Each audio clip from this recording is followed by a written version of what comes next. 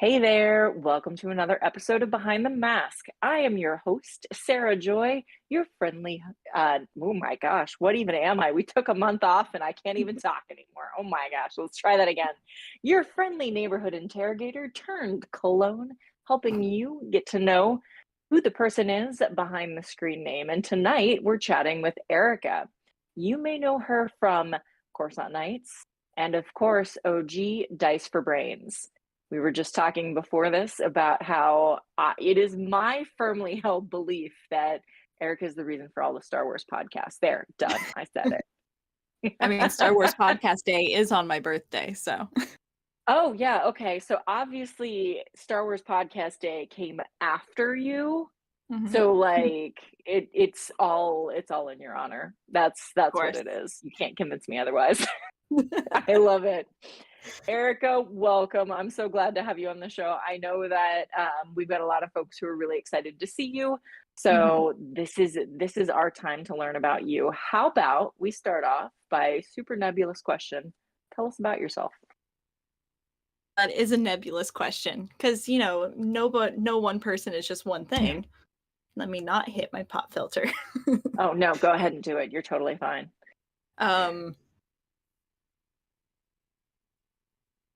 I am a 29-year-old nerd. I have a small child, which makes me a mom. You have a small human. That's impressive. I do. I have a tiny human. Grew him myself. Oh, wow.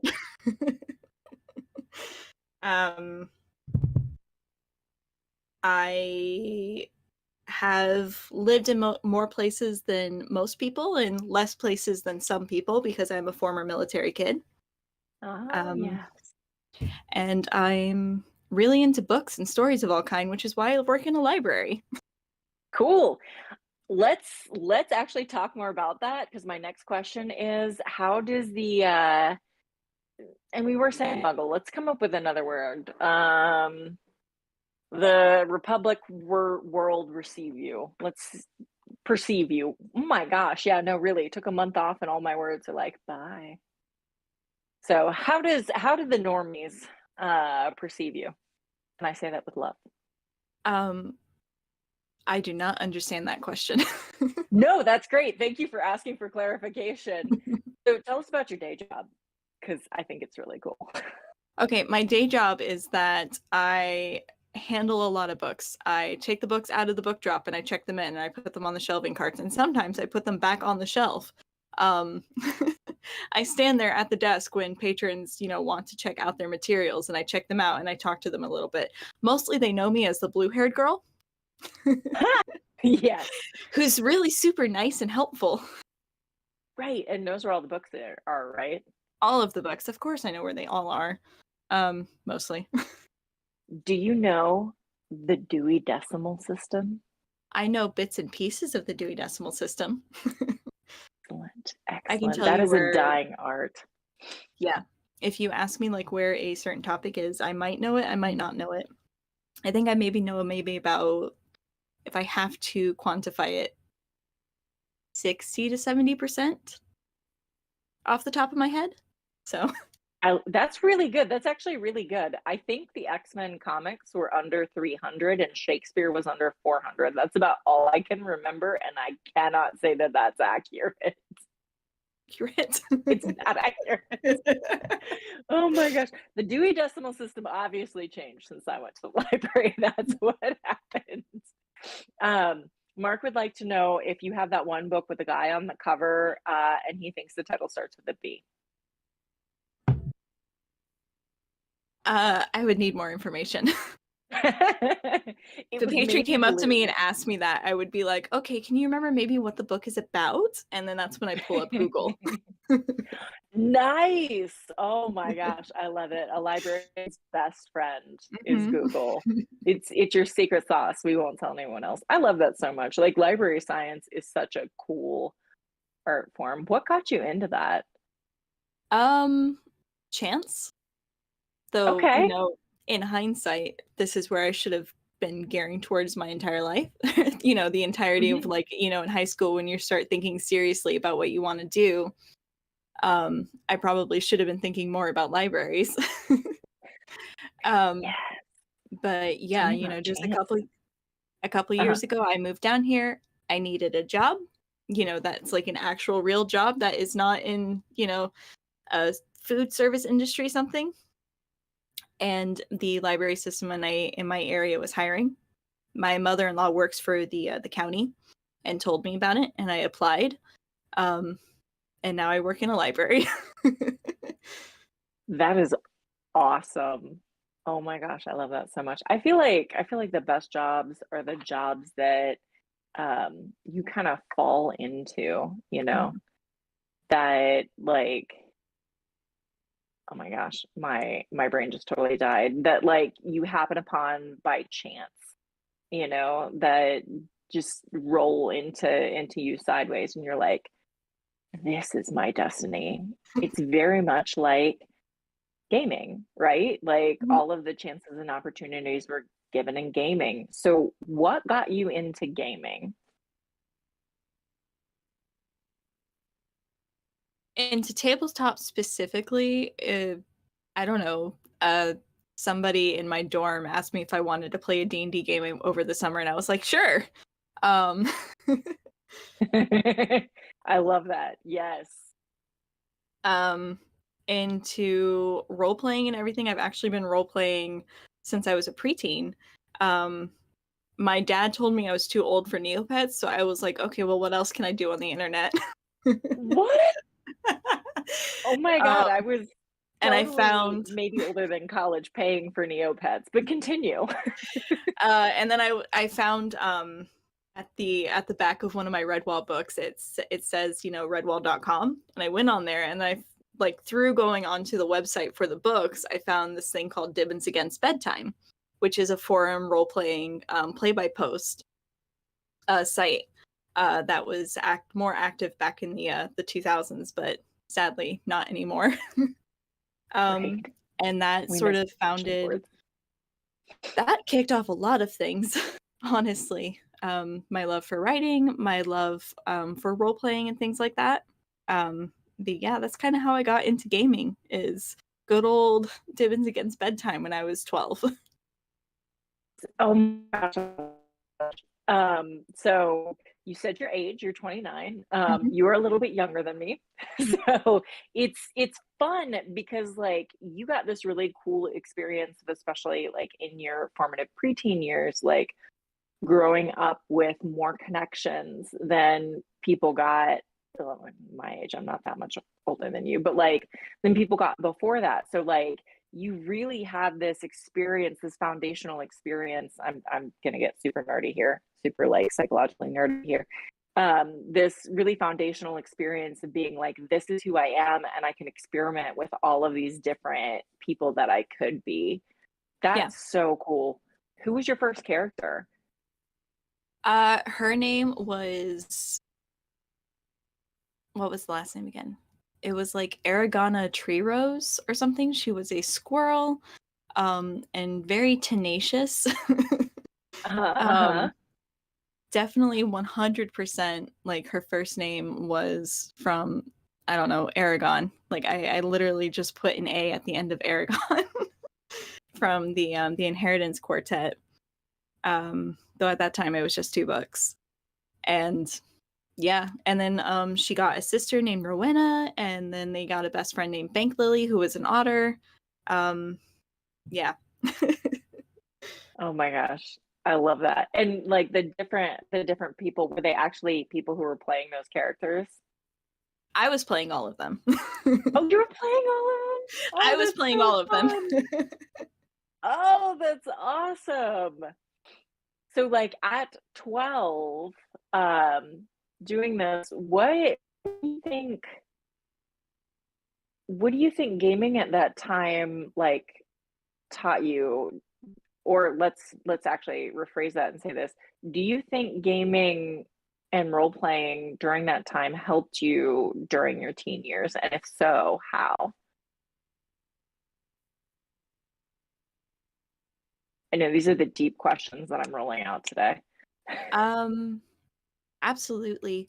When I was in middle school, that was a difficult time of my life. Oh God, Yeah. So I didn't have a lot of friends. I was kind of adrift. Like a lot of really bad things happened like in 7th grade. So it was like having that community of people who were teaching me the skill of like storytelling and writing, and a little bit, I guess, of acting as well,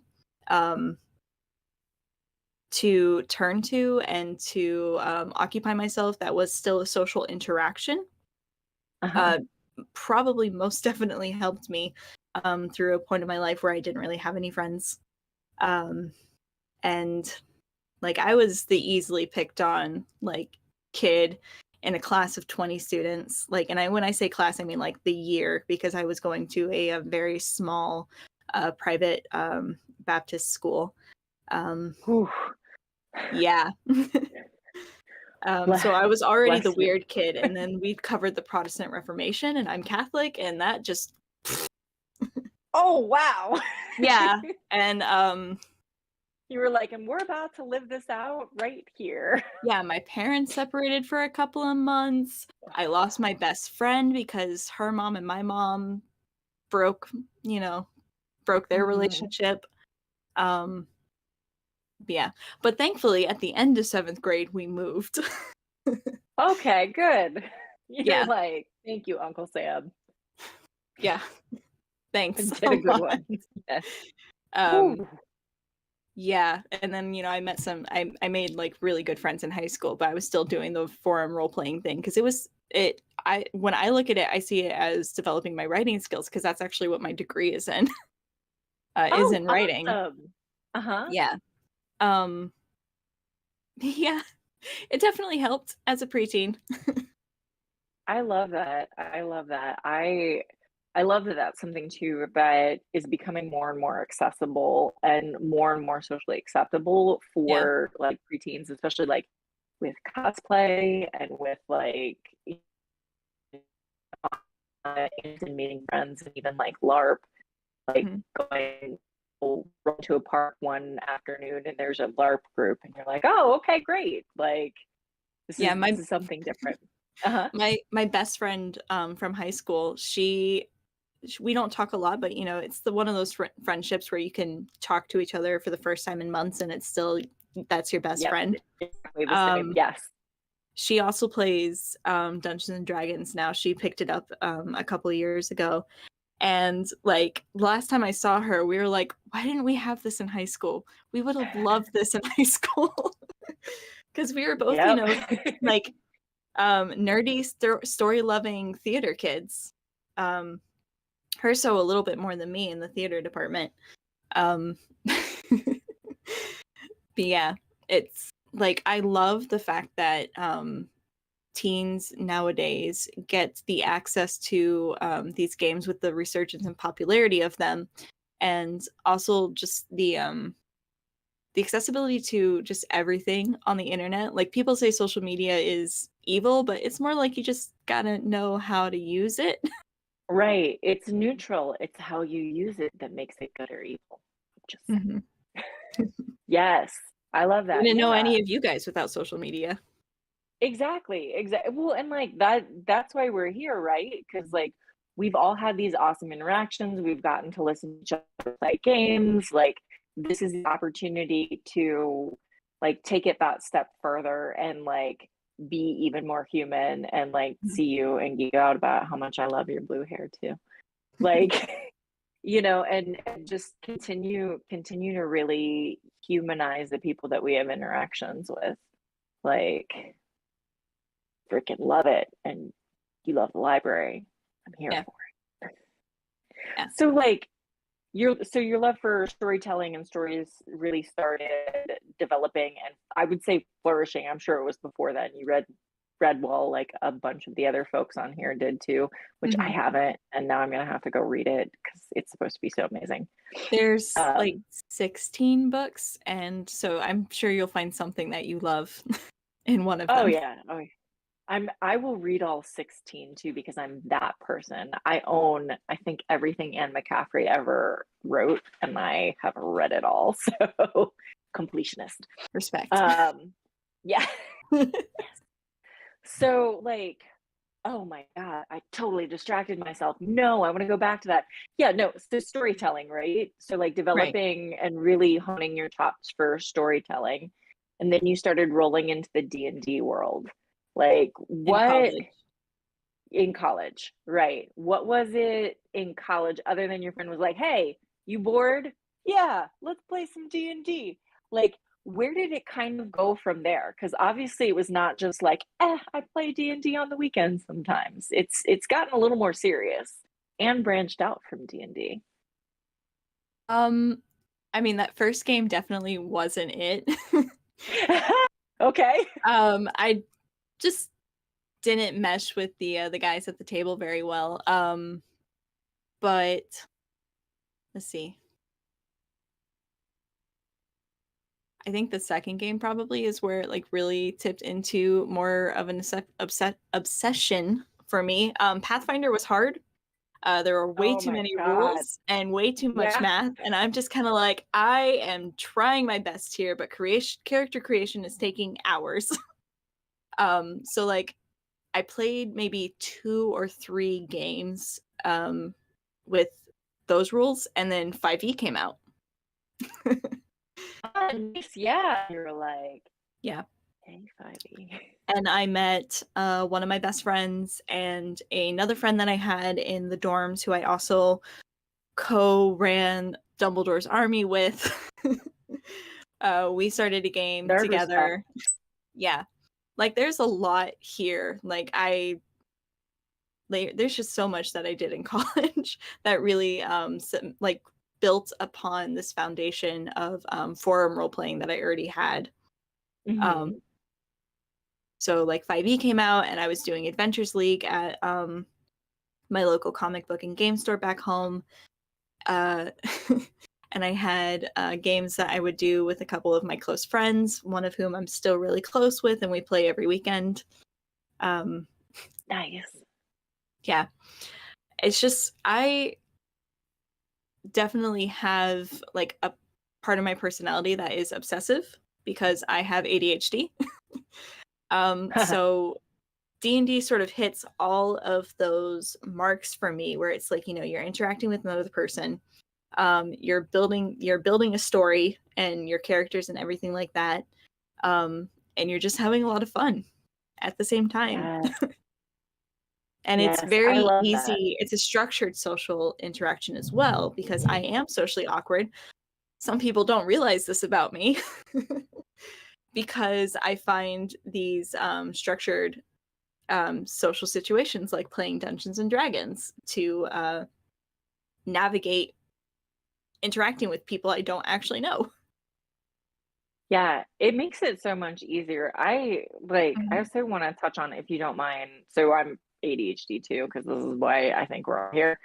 Um, so, like, especially being neurodiverse and being in these countries, like, one of the things, I don't know if you experience it, we tend to have fairly more intense emotions.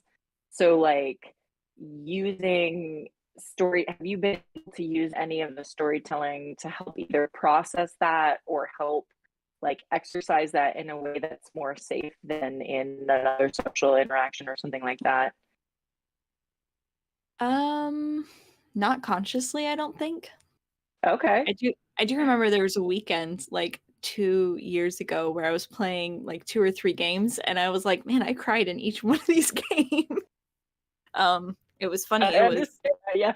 It was Connie. It was the first session Uh-huh. with Connie, and then it was, Uh-huh. again with my D&D character who I've been playing Terrapin for 2 years now. That is Uh-huh. definitely Uh-huh. the Uh-huh. longest I've ever played one character. Um, oh my god, it really has been 2 years. Um, and she was Thereupon, going through yeah. something too, and it's Mhm. like, "Oh, wow, man, I'm tearing up." Um, but, like, in terms of my own problems, I don't think so. Definitely not Okay. consciously, Okay. but Uh-huh. it's always nice to have some like that to look forward to at the end of the week. Is my Mhm. weekly game. And Now it you're was gonna be something thinking when about it every time you game too. You can be like, am I processing my feelings through this? Am I practicing my emotions? one thing that I found really funny is I played a game with Henri. I haven't heard how she pronounces her name now, so I'm just gonna go Henri. And I was playing the sailor who's very, very flirty. Mhm.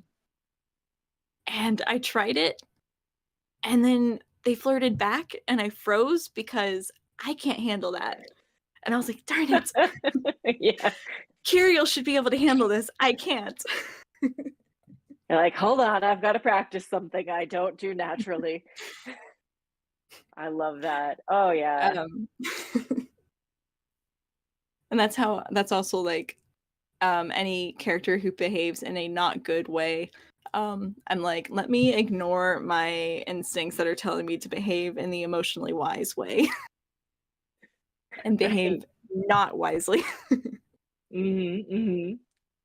Have um, you keep going? I'm formulating this question. okay. I'm just rambling. Like, how am I supposed to keep going when I'm just You're rambling? not I'm gonna just eat an apple. rambling. I love it. I love it. But you're not just rambling. You're talking about things that are really interesting, and it's like sparking more things that I want to talk about. Like especially when you're in those situations and starting to handle things, because I do the same thing where I freeze, and I always try to play characters out of my comfort zone, and it just ends disastrously. But it's like it's good. It's flexing that muscle, you know.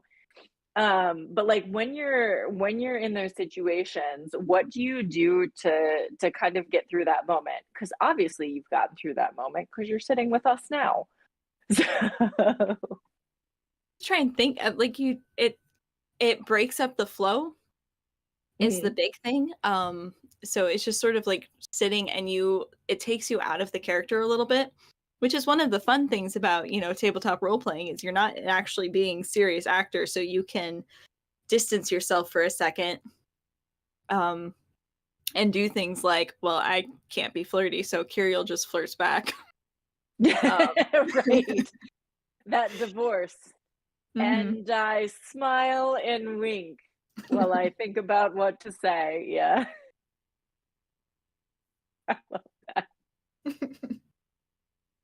That's great. Jumping in, yeah, I've been trying to watch the chat. I know you have too. Kay White has a question that I want to actually add on to the end of this as well. At the end of this, to the end of this little segment, I guess.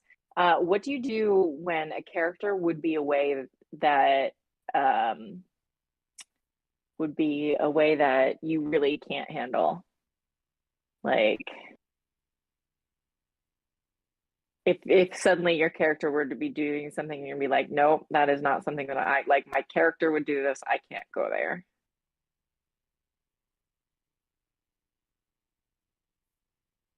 We Oh, you did just just thought of something. No, I Go looked at ahead. the chat and, she Uh, was like, "We did just cover that though," because I thought that when you asked that last question, you had seen oh, what she right, said. taking the We're break. like, Right, taking the break in there. in the No, it popped narration, up yeah. right as I was asking that. So, but Yeah, so like have just you taking had that that? break and have I had that? Where it just like tips over the edge and you're like, oh crap, I just went there. So, like, nope, time, not going any further. Mostly I play characters who don't go there. I'm only just now starting to branch into characters who do behave a little bit differently. Um Uh-huh. And this is where I guess my writing skills are kicking in because like I know this character and I know what this character's journey and where I want uh her or them or whoever to go through. Um Mhm. so taking that moment to like sort of step back and think like, okay, what would she do? Not me, what would she do? Yep. um which is helpful when it's like an actual play podcast because that will get edited out. Right, right. That's the beauty of it. Mhm. Oh my um gosh. and I'm thinking of a particular character. Um, Mhm. and I think it was actually kind of easy Uh-huh. because I had the moment where I was like, she's not behaving in a way that I would right now, but this is the way that she has to behave right now. Mhm. Um, so while I did have to take that moment and just like narrate through it, it was still fine because I don't know. I'm a writer. I'm a storyteller. I know what I'm doing. I love that confidence. Oh my gosh, that makes me so happy. It is all bravado. Anyway, Well, you know what? We fake it till we make it, right? exactly. If we say it enough times, we start believing it. That's how that Mhm. works. That's awesome. Oh my gosh. All right, I'm gonna pull some questions from the chat. I'm actually gonna jump away from what I had, just because I am really enjoying talking to you. You are super fun, and we are hair twinsies. Yes, we are. So this was totally planned. Absolutely. I was like, I want my hair blue because I dyed it like a month before you asked me to be on the show. I'm just... Oh, you had no idea. I've Yes, been Mark, I'm about this being for a purposely year. cagey. Is there something we should look forward to, it seems? No, of course not. Always look forward to every episode of Coruscant Nights and or the Exactly. other place. And or I forget the other podcasts that are going on right now. I don't know. So let's jump to something totally light because we just kind of started going into a rabbit hole. What is your favorite beverage? Say that again. What is your favorite beverage? I drink a lot of blue Powerade. Ooh, okay. I can get down with the blue Powerade. Yeah, Good, it's electrolytes. What exactly. sparked your love for blue Powerade? Um, you know that ADHD feel when you don't eat enough and then you start feeling sick because you're not eating enough? Oh yeah. Because you forgot to eat because you were doing something else that you actually got into a hyper focus flow and it's 9 o'clock at night. Exactly. Or there's just nothing. You don't want to eat anything. Like you're Oh hungry, but yeah. nothing seems good. It's all wrong. And then also you're nauseous and you don't want to eat because you haven't eaten. Powerade helps with that. Okay. Yeah. So The that's, miracle cure of blue Powerade. yeah, like a little bit of sugar, a little bit of electrolytes gets you back to base level and you're like, okay, here, I should eat this. I'm 100% going to keep some Powerade in the fridge from now on. Oh, I love that. Ooh, here's a great one. Where do you really not care to revisit? Carolina. I don't want to go back. Where? North Carolina. Oh, really? That's where I What part spent of North 11. Carolina? Definitely not Goldsboro, North Carolina. Sorry to anyone who's familiar with that who might be listening to this. I It's lived just in, this. go Yeah. ahead. No, you go ahead. I was going to say, I lived in Western North Carolina, like Mhm. Asheville, down to Bryson City, even in Grant, where they filmed Moonshine. But like, I don't even know Goldsboro. That concerns me. Goldsboro. How So small was? the two areas of North Carolina I lived in are over in the coastal plain, one of which is Fayetteville. So you probably do know where that one I is. am familiar with Fayetteville. Goldsboro is about an hour and 45 minutes north of Fayetteville. I would Oh, say maybe wow. roughly halfway in between Raleigh and the coast. Oof. Yeah, it's pretty close to Greensboro. Yeah, it's Oh, the I do only know thing it Green. has going. Yeah, the only thing it has going for it is that it has Seymour Johnson Air Force Base attached to it, and that's the only reason it's as big as it is. Is it's a military town, Oh, and it West. is a shirt hole. Mm, good catch. Good catch. I'm gonna channel my good Yeah. place. Oof. I like that. I should be able to pull up more than I do. Yeah, okay. I don't blame you. I did not spend a lot of time around the coast for the reason that it was a shirt hole. I like the So, coast. I like the coast. The Outer Banks, like That was nice. I had a Never car been when I was there. in high school. I ended up more inwards. Mm. Yeah, I had a car when Fayetteville. I was in high school, and I should have used it more, but Ah, that's okay. Okay. So we have the internet and we can travel and we have freedom now. exactly. Um, but yeah, I would be more willing to revisit Fayetteville than I would be Goldsboro. Like my 10th year high school anniversary came up last October, and I Mhm. was like, no. It's not worth it yet. Wait until you Yeah. hit like 20 and then you're like, all right, now I want to see everybody. Well, I guess first I did check with, my actual friends because I did enjoy high school. I had a lot of really good friends.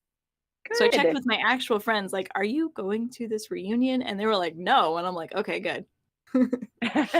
Then we'll all just hang out some other time because we have the internet now and we don't need these things. We see everybody's lives on Facebook. Exactly. Yeah, I love it. I love it. So not so much the Goldsboro. Well, let's go transversely. Is that the an actual word? It is now.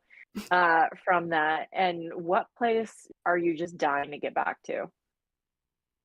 I lived in England when I was really little, moved Ooh. back to the States when I was 7, and haven't been Mhm. back. And it would be great to just go back to England and, see the small town that I used to live in, Bury St. Edmunds, and the base, and like London, and all these things that I know that I did. I've been to Paris. Can I remember it well? No.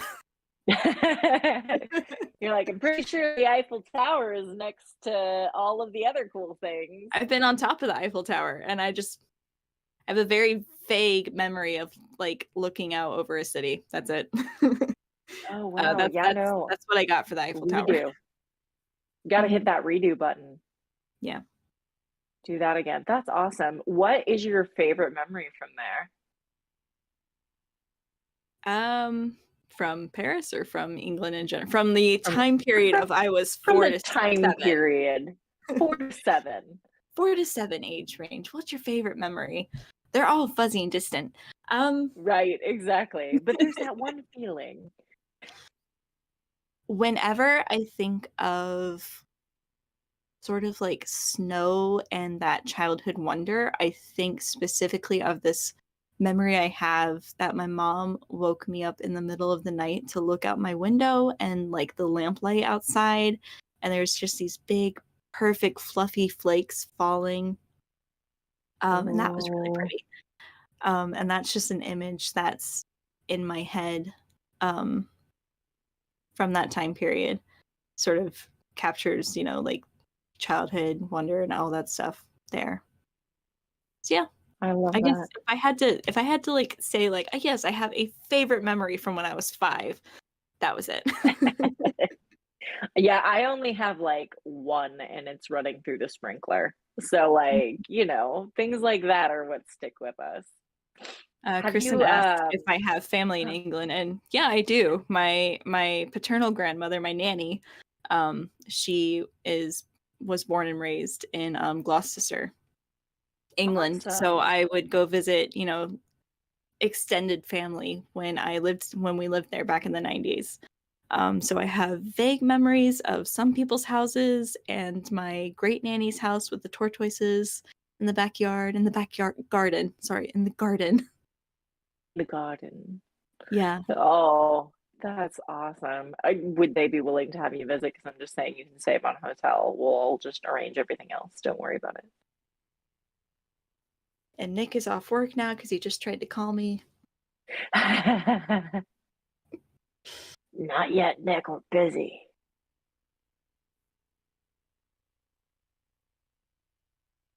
I'm just texting back, But it, busy, drive safe. right. Bye. Other important things other than worrying about your safety. So, hold on. We got some other really good questions here. AJ just dropping the good question bombs. This is fascinating to me. So first off, before we start getting into this, I want to know what got you into Star Wars. My dad. Okay. Yeah, like like probably a lot of people my age, my dad was like, sorry, let me sort of like, You're good. You're good. It's my my life all the time. I like yeah, to start in the middle. my parents were born in 71. Mhm. So my dad, was a kid when the first movie came out, and then a preteen when the second, and then a teen when the third. And he was just a Star Wars fan. Now I say that my dad is like kind of a geek. He definitely has some nerdish tendency. He loves Tolkien, he loves Star Wars. He can be a bit like opinionated. I grew up with a Star Trek collection of these VHSs on one of our bookcases. But all of his nerdish tendencies I took and ran with for myself. Uh-huh. But yeah, like we had like when the original trilogy first came out on cassette tape, we had them, and I would watch them over and over again because, of course, I knew how to work the VHR, and so I would just put anything on that I wanted to. They learned pretty quickly not to leave certain movies within the grasp of a toddler. Yes. um, and so, like, I had just this sort of vague, like, yeah, I like Star Wars. I've seen all the movies growing up. And then, of course, 2015 hit, and not only did The Force Awakens come out, which sort of like sparked a renewed interest, I joined Dice for Mhm. Brains. Yes. So that's where I really took the fanaticism and like went with it. And I was like seeking Ran out, with it. the cartoons, the Clone Wars cartoon and then Rebels, and I was watching those, and I was picking up books and all that stuff. So now, of course, like I'm a fan. You're a super fan. I love Exactly. it. I love it. Like I was So how No, my dad does not listen. does your dad listen to your podcast? No. Like That's okay. when I say I took his nerdish tendencies and ran with them, I was visiting a couple weeks ago and we were watching Empire Strikes Back, and he's like, "Yeah, the pig people," and I'm like, "Yeah, the Ugnaughts," and he's like, "Nerd." You're like, I am just the best of you amplified. That's all that's happening here. I love it.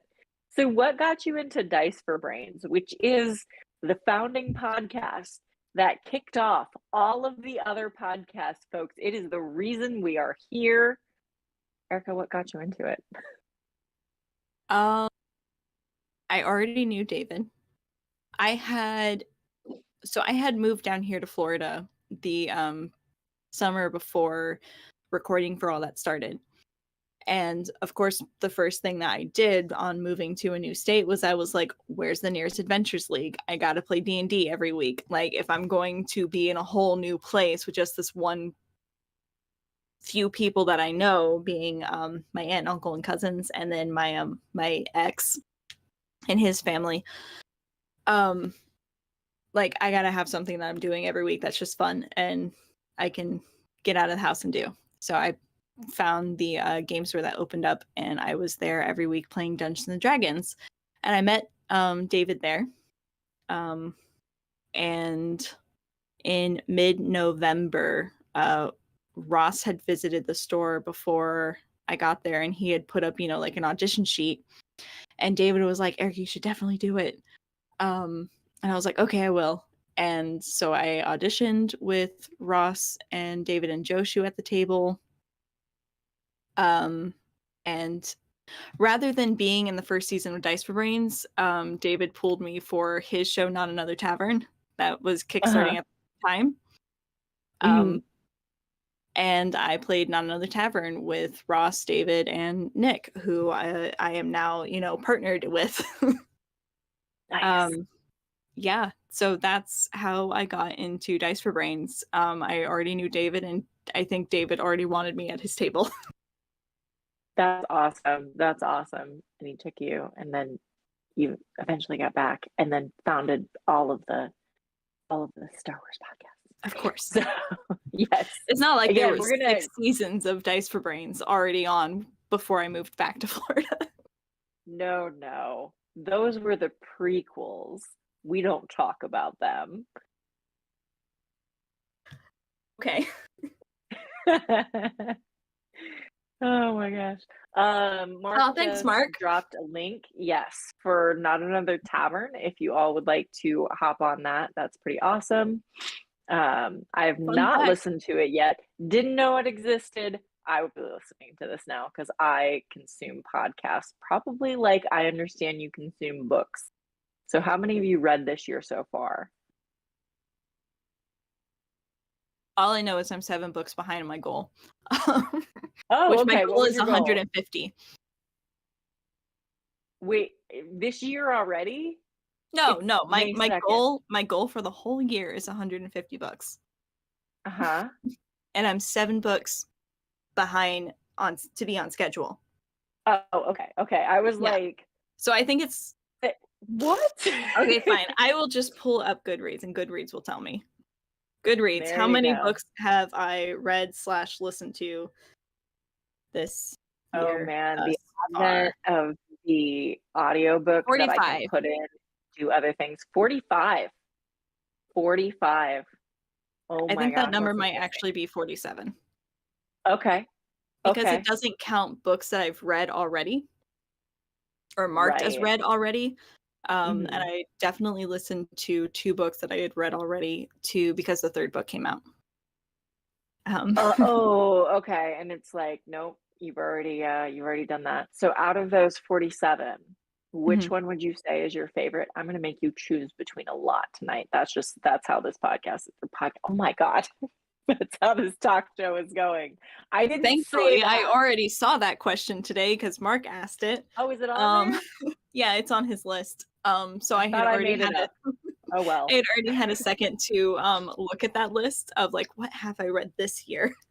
Mhm. And I'm tied between 3, which was one I just read this past month, The Ruthless Lady's Guide to Wizardry, Ooh. which is a really interesting story about sort of set in a Victorian-esque pseudo England. Uh, and it's just very interesting, like the language that's used and the plots and wizardry and all that stuff. It's just interesting and Uh-huh. something I hadn't really seen before. There were a lot of original ideas in there that didn't really follow any trope lines. And I am very proficient in tropes. I can usually predict how a story is going. And I Right. was There are only like, what, "Oh, like yes, this is 37 plot interesting." lines? What's officially a podcast? Oh, this is a long, we're just gonna ignore that. And I don't know. unfortunately, my keyboard is not working right now. So I cannot send the meme that I need to send to respond to this. It is Oh, not Hush, Mark and Andrew. This is a talk show. This is a video talk show, which is why we're seeing Erica right now, and she's telling us about her favorite books. Ignore them. This is not happening. I just had to plug in my keyboard so I can respond. the other one, I'm working backwards back into January. So the other one is Okay. Gear Breakers, Huh. which is a story about a oppressive government with mechas and the people who fight Ooh. against them. And that was very good. But then I'm like sitting here and thinking about, but This Poison Heart was also very good, which is a story about this like magic black girl who discovers that she always knew that she had like plant powers, but she's discovering like this mysterious family history behind those powers and stuff like that. And that was really interesting. But like if I had to pick one, it would be Little Thieves by Margaret Owens, which is a retelling of the Goose Girl, the fairy tale. Already loved Margaret Owens from her duology, The Merciful Crow and The Faithless Hawk. Oh, yes. And I follow her on Twitter, and she's great. And then 2, just sort of the plot line and the the growth that the main character goes through, and then also there's these really intricate drawings that Margaret drew herself and put in the books that sort of like it's a really pretty book. I definitely recommend I love everyone that. check it out. We're gonna have to have you like write Okay. down all of the titles again.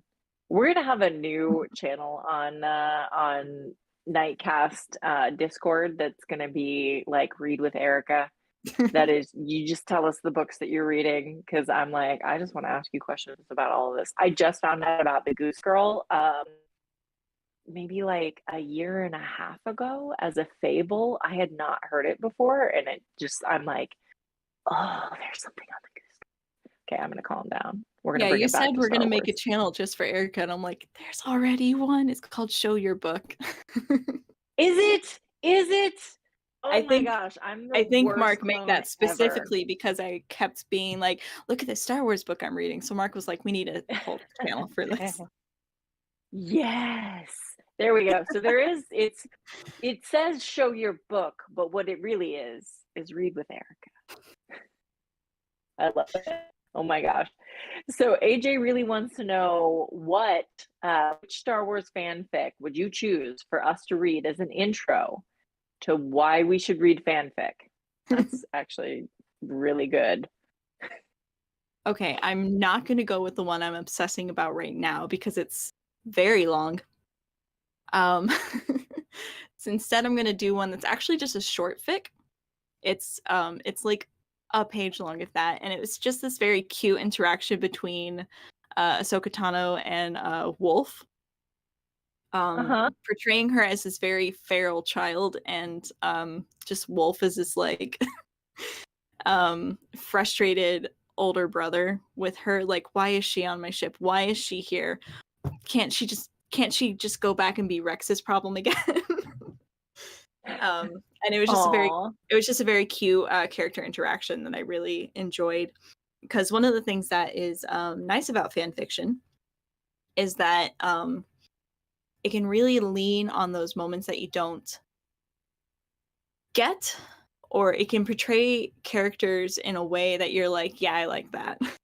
Like portraying Mm-hmm. Mm-hmm. 14, 15-year-old Ahsoka as this very uh feral, angry, well, not angry, feral, like kid that she is, whereas in the show Mm-hmm. she's kind of more annoying, which, like, I love Ahsoka. Right. Like, she's my favorite. I saw, I Um, saw, I saw.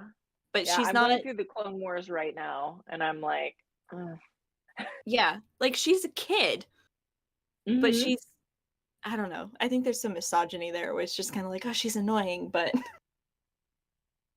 Let me write a teen girl, and I'm not a teen girl, nor have I ever been one. Yeah. yeah, She's a George Lucas version of a kid. Accurate. yeah. Um, Oh my gosh. but yeah, fan fiction and fan art as well is great. Like Critter of Habit, who drew this Aloy picture that I have behind me, she draws these really great little fan fiction moments, and one of the ones thinking of Ahsoka being like a feral child is there's like this picture that she drew of Ahsoka with like both lightsabers up above her head, like, and like about to like she's like in a jump mode, and the caption for that is some clank point of view, you're a clanka that's about to get wrecked. And she just has this like smile with fangs. It's great. And then there's another comic that she drew with her and Anakin, and Anakin goes like, here, hold my arm, and like just takes off his arm, and Ahsoka didn't realize that it was a prosthetic, and like the way that she drew Ahsoka reacting is like kind of like a cat, like, oh my god. And it's great. Like, so fan art and fan fiction are great because you get to see your favorite characters and like really focus in on them and see them, you know, behave maybe in a way that they aren't in the show, but is a little bit better. And then of course you get fix it AUs too, which is great. That's You get primarily what? what my fix it AUs. So fix it alternative universes, Oh, which yes, apparently, please. like, my friend sends me so many of these, and they're fix it AUs for like the prequel era specifically. Mm. So it's like one of them that's really funny is, what if Fox killed Palpatine and then the clones had to impersonate Palpatine, which I think I linked in the message boards because it made me think of Carp. Everyone's a clone. Yes. And it's great. And then there's another one where it's like going off the Jedi Apprentice books. It was, well, what if when Obi-Wan leaves the Order in Meladron, instead of rejoining the Order, he becomes a galactic lawyer instead. And it's specifically titled A Legally Blonde AU with Obi-Wan as Elwoods. And he's just this very flamboyant, like, he's this very, like, fashionably dressed, kind of flamboyant gay man who is like, yeah, I'm gonna get the clones' rights. Okay, so great. and this is dating myself now, but my sophomore year of college, Legally Blonde had come out like my freshman year, and it was on VHS. And yes, I still own it on VHS.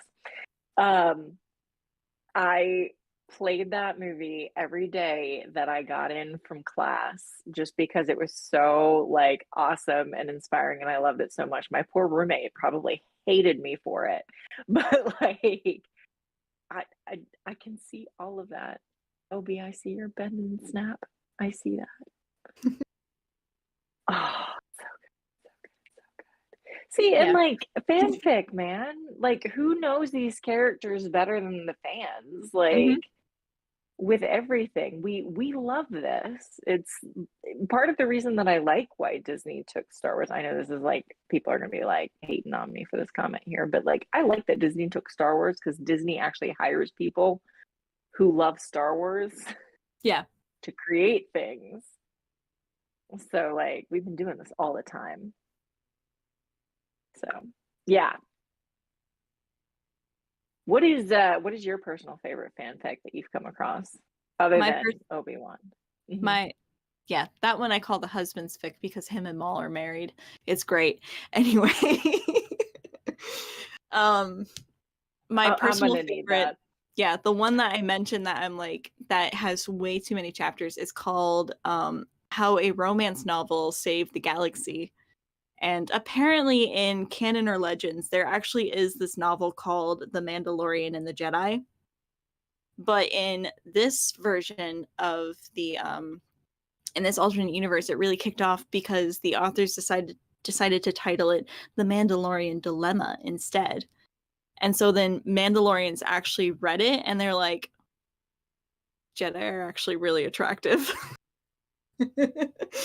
And it just kickstarted this whole culture change. At the same time, I can't remember what is canon and what is not, but in the prequel era, there was during before the Mandalorian Civil War really kicked off. I've done a lot of Wikipedia research for this fan fiction specifically, so I understand what is going on. I love it. Yeah, this there were content we're here for. Yeah, and because of this fan fiction, I want to play a Mandalorian. Anyway, there were three main factions in Mandalorian culture. There was the new Mandalorians, who we see in the Clone Wars cartoon with Satine, the very pacifist, like, any sort of violence is bad and you should feel bad kind of ideology, where they're also all strangely blonde and pale. Anyway, which this fan fiction address.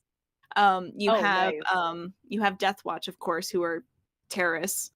And then you have the true Mandalorians. And Death Watch is actually a splinter group of the true Mandalorians. And the true Mandalorians... Do I want to run a Mando game as a maybe? I was gonna say, I'm just gonna answer for you. Yes. Oh my god. It's not hard when you tag me because then I see the notification. Right. Yeah, so the true Mandalorians, who were very much like going back to the raison d'être, which is the basic tenets of being a Mandalorian, and you don't need to be a specific Mandalorian isn't a race, it's a creed that you get from the Children of the Watch. So still being warriors, but being like honorable, not, really getting into like bloodthirstiness and like cruelty. And that's where Death's Watch kind of like schismed off, because one, Torvizsla is kind of a jerk and was like, no, I'm obviously the best person to be the Mandalore, and betrayed Jaster Mariel, who is Jango Fett's adopted dad. And he's the one who really came up with the Super Commando Codex and all that stuff. And what unfortunately happened to the true Mandalorians is that they were all killed by Jedi. Yeah, Death Watch, I think with a little bit of Sidious's intervention as well, really set up the true Mandalorians to be the bad guys in a situation that they weren't actually the bad guys. Death Watch was the bad guys. And Dooku, with a whole bunch of Jedi, went to this planet and murdered them. And all, like, Jaster Mariel and all of the true Mandalorians were destroyed in this, like, pretty genius move by Death Watch and Sidious. Not together.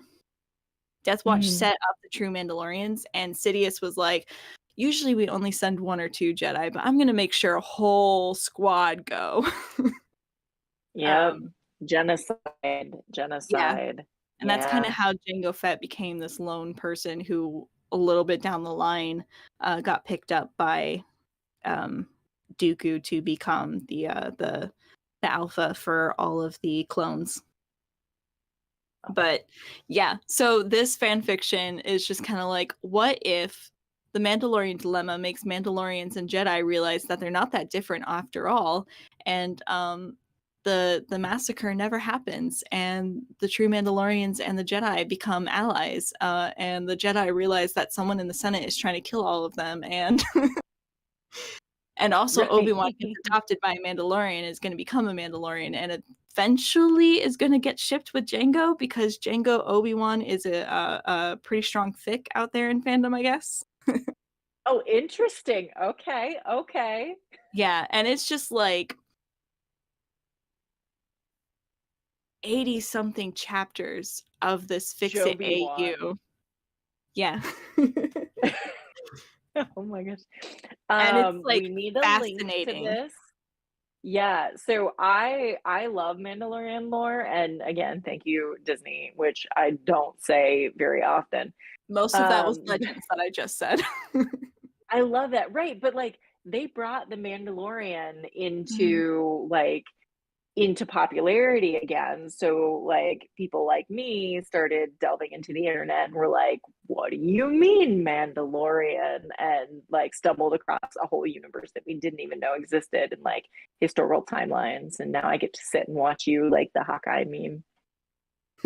Like just super into it, because it's so cool. It's so cool, and it's such a rich storyline, to take and to play with and to do the live show that you're going to do for everybody now.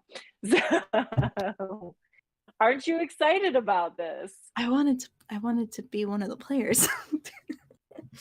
Dang it, Mark. It failed. We can have more than one. That's true. How about that? Yes. Absolutely. We are approaching the end of our time, which I kind of hate. I'm really super enjoying talking to you. I know that like there's a lot of questions about your hobbies and your crafts, which I'm going to assume are from people who know that you have amazing hobbies and crafts. Actually made sure to drag in my craft cart into the closet so I can be like, yes, here's what I'm working on right now. Yeah, I want to see it now. Okay, so here's what I'm working on right now for my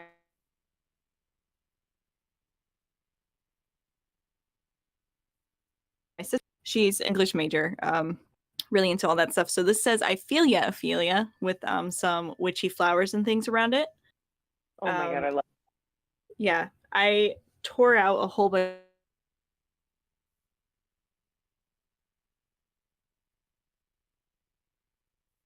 into dealing with them, and I was like, you know what? Nope, I just need to start over, which was a lot of work, but that's okay. Oh my That's God, what you yeah. gotta do. Is that But cross stitch too? no, this is embroidery, which Oh it's my God. basically the same thing, but like this is No, what it's it's supposed to look not. like at the end. Wow. Wow. Um, yeah. Okay, White is also like, nope, it is not. No, because I can do cross stitch. I have zero patience for embroidery. See, I'm like I like the math and the just the way that cross stitch looks isn't as appealing to me as the way that embroidery looks.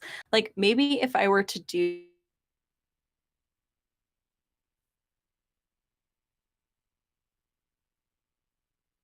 but I want it to look a bit more organic. Right, right. Oh my gosh. Yes. Yeah. I 8-bit yeah, pixel art. no, I don't have that patience. 3D pixel. Yeah, that's what I want is 8-bit bleh. Wow, that's a word 8-bit we're not gonna pixel say. art. 8-bit pixel art. There we go. We did it. Yay! Good job, us. Yes, we did it. There are a ton of like questions in the chat. I get down into like talking about story and awesome things. So like you are more than welcome. For those of you who are on YouTube and you're like, what is she talking about? What is in the chat? Well, we have a whole Discord. You can get to it from our YouTube page. I'm sure I say this without actually knowing. Where you can like hop on our Discord, come join us on the server. It's super fun here. You can meet awesome people and talk to her in person. Oh, I am correct. It is on YouTube. I'm so good. You can find out about all of our other awesome shows, lots of podcasts. And Erica, again, you can answer any of these questions that you want in the chat. We are going to jump over to our super secret channel shortly. And again, come join. But friends, we will be back next month with another exciting episode of Behind the Mask. I just want to thank you, Erica, so much for coming out and chatting with me and dyeing your hair blue specifically for this night and for founding. Yes, that's exactly what I meant. And for founding and inspiring all of the folks we're here in Nightcast Creative just by being on Dice for Brains and by being awesome. So yes, I will take all the credit. You should take all the credit. Just do it right now. It's just gonna happen. No, I refuse. Oh my God, I love it. So, but thank you, friends. What we're gonna do now is we're gonna wave and we're gonna smile and we're gonna freeze until Andrew says we're done. I like that. We'll do that.